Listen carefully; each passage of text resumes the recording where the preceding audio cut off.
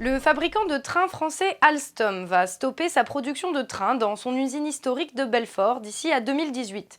C'est sur ce site que fut notamment inventé le TGV. Conséquence, entre 400 et 500 emplois menacés, des salariés obligés de quitter leur logement et de bouleverser leur vie de famille pour s'installer à l'autre bout de la France s'ils ne veulent pas perdre leur emploi, et un drame pour toute la ville de Belfort où Alstom était implanté depuis 1879.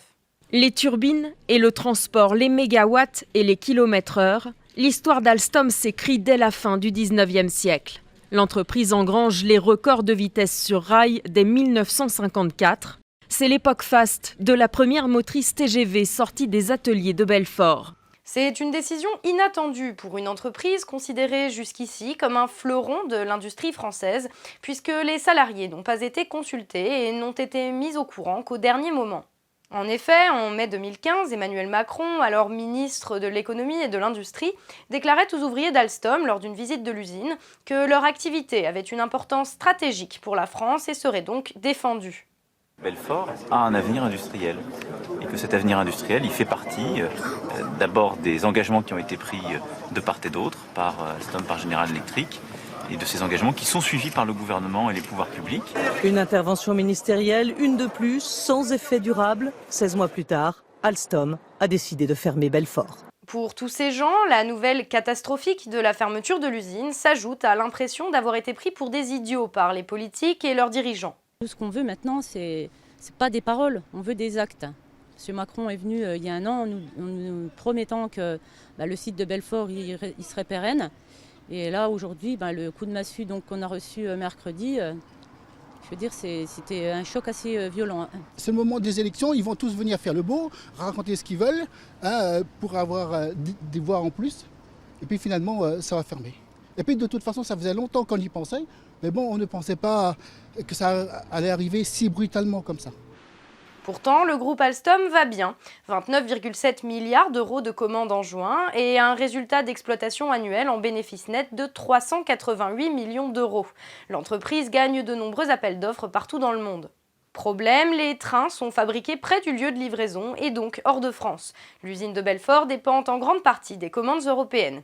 Or, en France, les commandes ferroviaires par l'État ne cessent de baisser depuis des années. Alstom va bien. Comment expliquer la fermeture de cette usine de Belfort ? Alors c'est vrai, Alstom va bien. Alstom a même remporté de très gros contrats à l'étranger.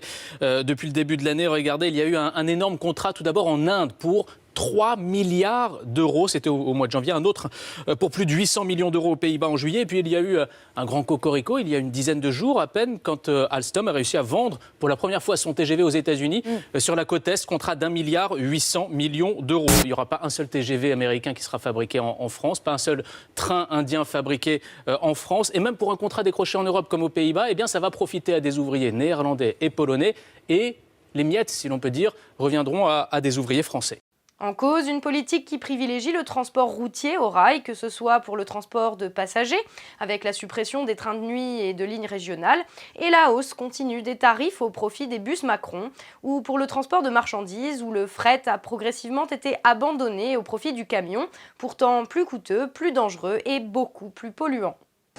L'arrêt du ferroutage Paris-Toulouse pénalise aussi ce transporteur. Depuis 30 ans, il faisait un quart de son chiffre d'affaires avec Novatrans. Désormais, ces camions reprennent la route. L'année dernière, les trains de Novatrans ont transporté 450 000 remorques. Avec son éventuelle disparition, ce serait 450 000 camions de plus par an sur les routes françaises. Les protestations des politiques qui se succèdent pour déplorer la fermeture du site de Belfort paraissent donc bien hypocrites. Belfort n'est pas une catastrophe isolée, mais la conséquence logique d'années d'une politique irresponsable qui abandonne peu à peu des secteurs très importants de l'économie française. Ainsi, Alstom avait déjà été amputé de sa branche énergie, vendue au groupe américain General Electric en 2015, rendant le groupe à 70% américain. Une vente autorisée par l'État français, actionnaire, qui l'a présentée comme une victoire pour notre économie. Drôle de victoire puisque dès le lendemain de l'acquisition, Alstom avait annoncé la suppression de milliers d'emplois en Europe. Une belle victoire par contre pour les actionnaires de la société qui ont récupéré 4 milliards d'euros sur l'argent de la vente. À se demander si sans ces quelques personnes, l'économie ne fonctionnerait pas un peu mieux.